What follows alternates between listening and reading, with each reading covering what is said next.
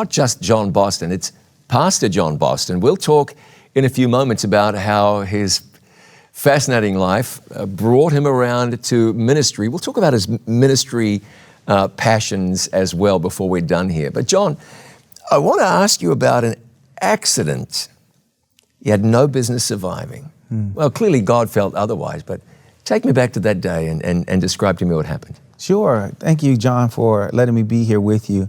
It was 2015, and I just left church. I was pastoring in Columbus, Ohio. And I dropped my wife and daughter off at home, and I was going to go to a friend's house to pick up something I left the night before. And so I was on Airport Road and near the airport, and I was coming around a bend. A car swerved into my lane. It was just a 2-lane road, and I didn't see it a way to get around hitting the car other than to swerve off the road a bit. And so I did, but I was coming around a bend. And as I came around the bend, I hit a power pole that I didn't know was there. And I don't really remember hitting it.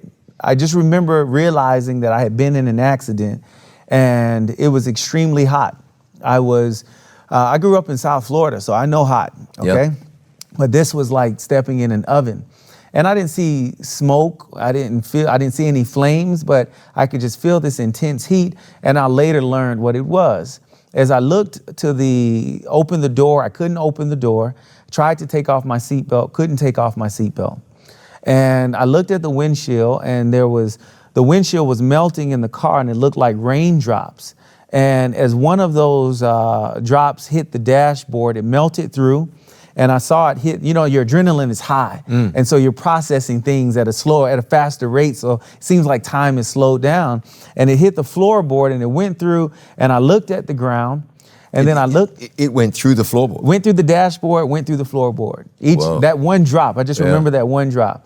And then I remember looking over to the passenger window, and it was folding in the car like a piece of paper.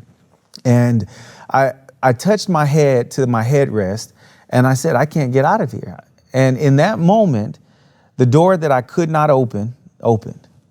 And a man reached in and took off the seatbelt that I couldn't take off, got me out of the car, walked me maybe 20 yards away from the car. And he said, "You're going to be all right. What's your name?" I said, "It's John." He said, "My name is Johnny." He said, "What's my name?" And I said, "It's Johnny." And he said, "You're going to be fine. The police are on their way. And I can't be here when they get here, but you're going to be just fine." And he went and got in his car, and I looked back at my car, and when I looked back, there was no paint on the car. There was no glass. The tires were gone, and the car was melting into the road. What happened was a transformer landed on the car, and the power supply never stopped. It opened up, and the car conducted all of the thousands of volts of electricity in this industrial area as the transformers are stepping it down to residential. And that car was conducting that electricity. Okay, let's go back a little bit here. It's heavy. It's heavy. It was conducting that electricity while you were in it? While I was in the car. Never stopped. Matter of fact, hearing from firemen later and the power company later, when I got the bill for the power pole. No way. Yeah, absolutely. Yeah. Well, the insurance covered it, of course. But when that transformer landed, it didn't break. They're designed to reset themselves. And I just learned this later. I don't know these things. And there's no way I should have survived. There's no way anybody could have reached in that car. When the police came to the scene and the paramedics actually got there first, and they said, "Well, who's in the car?" I said, "Well, no one." They said, "Well, what are you doing out here?" I said, "Well, I was in the car." They said, "No, you couldn't have been in that car. It's not possible." I said, "No, I was in that car." And they took me in as a trauma 2 patient into the #1 trauma hospital in that city, capital city, and which means I was conscious but failing. And they thought that I had inhaled a lot of the fumes, and my toxicology was off, and seemed like things were broken. And for some reason, John, I couldn't remember anything. I had this sense of loss, and I'm good with numbers. I remember numbers. I don't even have to put them in my phone. I just remember people's numbers. It's a silly gift. I wish I was like a classical pianist or something. but yeah, so that car was conducting that electricity, and there's no way anybody could have touched that car. Yeah. I just want to let that sink in for a minute. That's okay. question I was going to ask you before, but did not want to interrupt you. So you're in the vehicle, you can't get the seatbelt off, you can't get the door open, you see the windshield melting, and you've explained why that was now. Yeah. Tell me about the fear that you experienced. In that moment, I just sensed that I could not get out on my own. I felt that I was in an inescapable situation. If I had to describe it, I used to wrestle with my older cousins when I was little. And they were older and bigger, and they would get me in a hold, and they'd make me tap out or say uncle. And I can't breathe, I need to get out, let me out. And they say, we're not doing it until you. And that's how I felt in that moment. I felt like I was powerless to do anything to get out. Who was Johnny? No one found him. They look for him? Yeah. As a matter of fact, the same people that produce a major network syndicated show reached out to my wife and said, we want to find him. We're doing a show. We want to give him a reward for what he did. And they couldn't find him. And police in that city, they shared a description and couldn't find him. They just had questions, what happened, maybe to prosecute the car that came into my lane. If they just wanted to put it together in their investigation.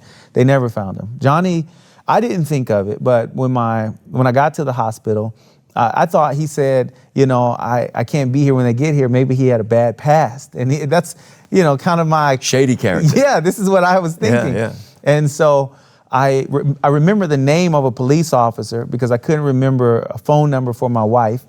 And the hospital found a bulletin from the church in my jacket pocket, called the church, couldn't reach anybody. They called that officer, the officer's there at the hospital with me.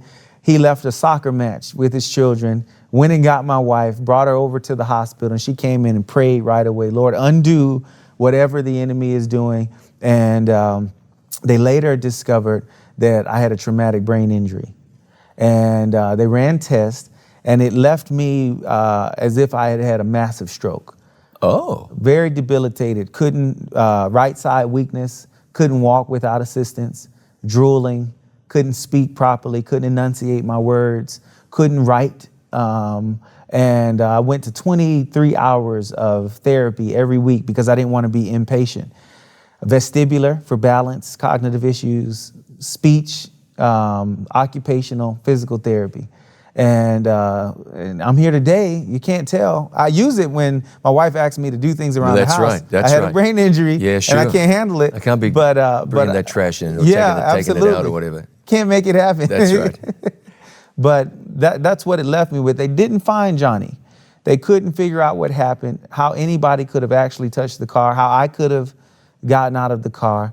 And even today, my therapist, the doctors, the neurologists, they can't fully explain how I was able to function. Now I'm a university professor. I teach and travel around the world speaking. And 5 years ago, I could not do that. Matter of fact, I stopped speaking for a while because I was so embarrassed at how I had to put my speech together. Let's come back to that. Let's go back to Johnny. You did not say, I think Johnny was an angel. No. Why didn't you not say that? He just seemed such a real person. He was dirty. I remember his hands were dirty. And when my wife came to the hospital and prayed, she's the one who said Johnny was an angel. Yeah. And it makes sense because I've caused a lot of trouble in my life. So it would make sense that I'd have a dirty angel doing all the work that he has to do. Cleaning up after you. Absolutely. Yeah. So it makes sense. It doesn't make a bit of difference whether it was an angel or not because it was miraculous. It was. And clearly God intervened in a very, very powerful way. Yeah. How soon after this accident did your brain injury issues become apparent? It was immediately apparent, but there was so much happening, we just weren't clear about it. I got tested a few days later. Someone from the church said, hey, why don't you go see a doctor? And I think they had come to visit me, and they said, I just want to make sure everything's okay. And they were in the medical field. So a few days. And someone said you had a traumatic brain injury. Question first, how did that happen? Did you hit your head? Was it the electricity? What was that? It could have been one or all of those things. It could have been that I hit my head. There was nothing left of the car to know. And I didn't have any contusions or bruises on me. It looked like I was perfect. And well, as perfect as I was, yeah. And so there's no way to know if I hit my head or if just in the impact, my brain was jostled inside my skull. They're not sure, but they treated it. And I asked God to give me another chance at a normal life or a semblance of normalcy. And I went back about 9 months after therapy started. I was the people I work for and with were talking about what my disability process would look like, how to apply. The paperwork was drawn, and I begged God for just one chance to work at better faculty to serve His kingdom, and He gave it to me. Traumatic brain injury. Mm-hmm. You hear those three words. I got two questions for you. The first one is, what runs through your head when they start throwing around words like that? Oh, normal. What's going to be normal now? Yeah, it took me years. As a matter of fact, it wasn't until very recently that I accepted some of my new limitations. And you have them? I do. Yeah, I still do. Like if I get too fatigued, I get fatigued faster now. Okay. But when I get too fatigued, it is difficult for me to put my thoughts together. I've learned how to step aside and say, let me just take a break and come back to this. Yeah, it's probably good to learn that anyway. Yeah, got me out of a lot of board meetings. Yeah, that's right. Yeah, use that to your advantage. Yeah, sure. Yeah. Second question. What was it like for your wife to hear those words? I think for her, it was difficult when my little girl was learning to write. And my wife's husband, who was strong and primary breadwinner, sole provider, was learning to write alongside her. Yeah. When my daughter was playing with blocks and building her dexterity, I'm sitting with her, rebuilding my dexterity. And so I think, I used to play with my daughter a lot and throw her up and we take long walks and hikes and do things like this, swim. And I think it was difficult for my wife seeing a semblance of the man that I was. Yeah. And I'm probably most grateful that she didn't have to become my care provider for the rest of my life. Was it a steady trajectory of improvement upwards, or was it bumpy? Very bumpy. When did it get the most frustrating for you? I think it was depressing. Yeah. And so I had to overcome the emotional impact because who I was there, but I couldn't bring him out. I could have the thought, but I couldn't put it into words. And you're in your early 30s at this stage. Yeah. It's not supposed to happen to a young man. Sure. And I think people around me praying, encouraging me, saying, you're going to get better. And it was difficult to talk about, but I had very close friends who came and they would share that, John, you have to first get through the depression, because I just couldn't deal with people. I would cry. It was uncontrollable. And part of that was the injury, the emotional difficulty. But once I made it through that difficulty, the physical part, it almost came overnight. It was the up and down in the sense that physically I couldn't break through the emotional impact. And so if I tried to take a step forward, I felt like this is going to be the day I'm going to walk without a cane. This is going to be the day when I can read a sentence with fluidity. It's just going to be clear. And when those days would come and I couldn't read the sentence or I couldn't walk without a cane, those are the days that just set me back, and it set me back for days. How long were you battling with this? How long were you were pastoring a church, leading a congregation? They grew more when I had the brain injury. So clearly it was the Holy Spirit growing them. People say I was a good pastor. It's like, no, I was a broken pastor. Well, you had a very good Holy Spirit. We may need a few more broken pastors. Yeah. How long were you back walking with a cane and unable to string sentences together? How long? It was almost a year. Yeah, almost a year. Were there times when you said, this is it? This is what I got forever? There were times. It was hard. I think that was what was so hard about it. I couldn't accept it. I would think up until that point, if you have a brain injury or a stroke, that you would not feel yourself. But I felt myself. Oh, you did? But I couldn't bring him out. I couldn't bring me out. And that's what was very difficult. It's almost as though, I felt like I could run, but I couldn't really take a step. So that's what was difficult. And that about the 9-month mark, John, I remember a night I determined that I was going to give up or God was going to come through for me. And that was just internal. I didn't say anything. I couldn't use devices because I was trying to heal. So I wasn't reading, I wasn't online, I couldn't do any of those things. And so that night I had early bedtimes because I needed a lot of rest for my brain to recover. And that night I prayed and I said, God, if you give me this chance, I believe by your Spirit I won't let you down if you give it to me. And the next day I went in, this is about the 9-10 month mark, and I tested out of the facility. I asked them to test me and they said, John, you know, you may take the test and you may do very well, but you also may do very poorly. And we think this is not the best day to do this. And I said, just please do it. And I'm okay. And I just knew in that moment, if I failed it, and I was just going to give up. But I didn't fail. And they said, well, let's give you another test. Let's give you something harder. Can you walk over there? Can you turn the corner without hitting the wall? Can you read this paragraph? Could you read this page? And they said, and they would call other therapists in. And that day I walked out and they gave me a solid bill. I had to do another MRI. And they said, John, the damage is still there, but for some reason you're functioning back to a level of normalcy. Unbelievable. And so what you're saying is this just it came back? Yeah, about the 9-10 month mark. It just came back. Yeah. Mm-hmm. Yeah, that's amazing. So you're a pastor, you minister to people, that's your life, you pour yourself into other people. What have these experiences, we talked about your adoption and that just amazing story, and this accident, your recovery, you know what it's like to be a disabled man. Yeah. You were disabled for a year, let's say.